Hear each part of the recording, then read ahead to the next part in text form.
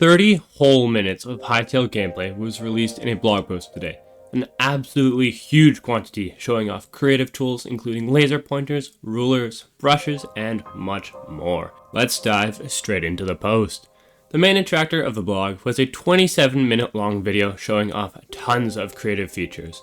The first cool feature that we see in the video is Hytale using the change player model function to turn into a corgi and run around as one.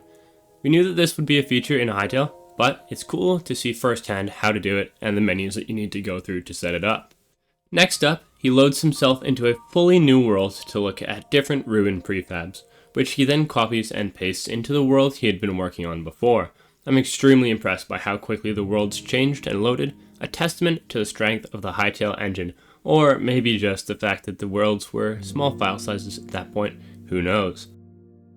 We then get a look at Quebec Corner's dream feature, Machinima Tools. Hytale flies around, placing checkpoints at various locations before running the camera through a smooth loop with adjustable speed. These tools will be huge for content creators, especially if they allow you to replay events from your world and get the perfect cinematic screenshots and videos, just like Minecraft's replay mod does, but all done within vanilla Hytale. Correct me if I'm wrong, but I believe that this clip here is the first time we've ever seen a sheep in a Hytale.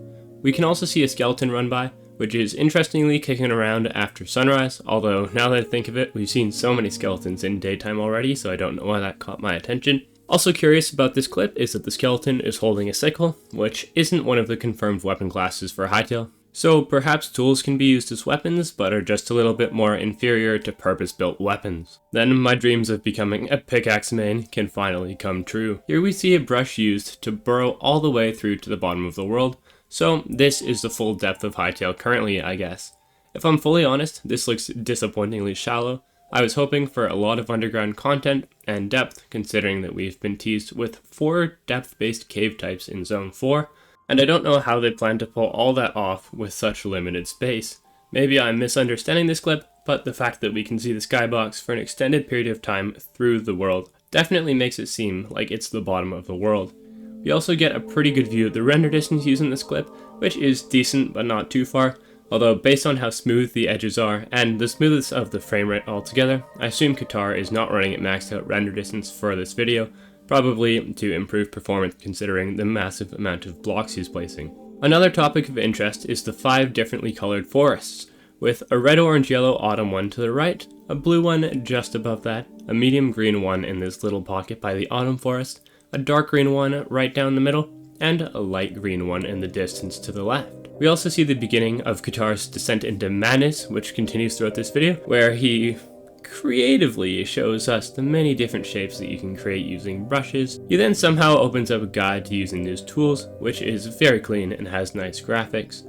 I'm sure that'll be very useful for people who are new to using brushes and the like, and need a bit of a reminder for what buttons to press to perform which functions. Next, he makes planes appear in the sky, and I don't mean like the flappy birdie planes, I mean flat planes that extend for infinite distances. And he can directly brush blocks onto these planes, as well as being able to move and even rotate the plane in space. As an engineering student, this whole thing is starting to look concerningly like CAD modeling disguised as a block game, and SolidWorks has scarred me for life, so I'm very scared. Hopefully it's a little bit more friendly, and especially a little bit less crash prone, if you know what I mean.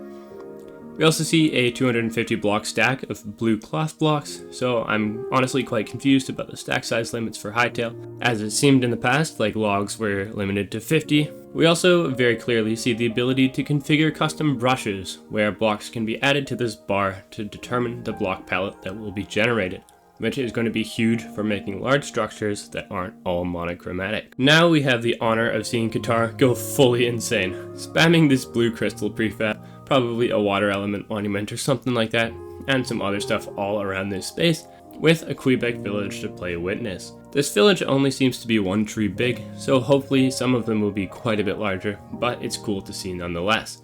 Next, he shows the ruler, which I will admit looks very useful. I was wrong about it not being useful for a block game.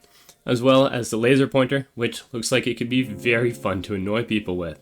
Last but not least, he leaked this section of the inventory, showing off a bunch of workstations, a handful of miscellaneous furniture items, minecarts and boats, as well as sleeping bags. In response to a question about the lack of water flowing here, Simon sent a screenshot where water was flowing properly, which leads me to believe that this is a block update glitch, which also occurs in Minecraft if you fill a space with air using commands right next to a body of water. Moving into the words of the blog, Qatar talks about creating brushes and how you can create and edit your own using the Hytale node editor.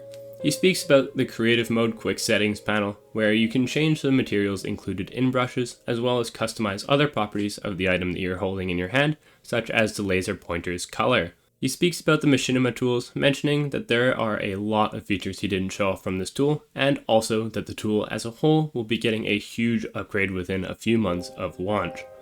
Hopefully that upgrade will include replay functionality, unless it's already in the game. He also shows off the help menu, which holds a ton of information about commands and maybe some other things as well inside the game, hopefully preventing Hytale from becoming a super wiki-reliant game like other block games, especially modded ones, often can, where you have to flip between the wiki page and the game pretty consistently. Now we get to see all of this come together, with a video filmed using the machinima tools of an hour-long building session using creative tools condensed into 3 minutes of footage. Thus concludes the blog post, and 30 minutes of gameplay footage. It isn't necessarily the most riveting gameplay, but that's already come in the Curse Breaker video and will continue to come over time. It's really great that all these cool building features are integrated directly into Hytale, and seemingly they can be used really well without slowing the game down at all. I'm so excited to see what talented builders and map makers can pull off with all of these tools. Until my next video, stay hypey.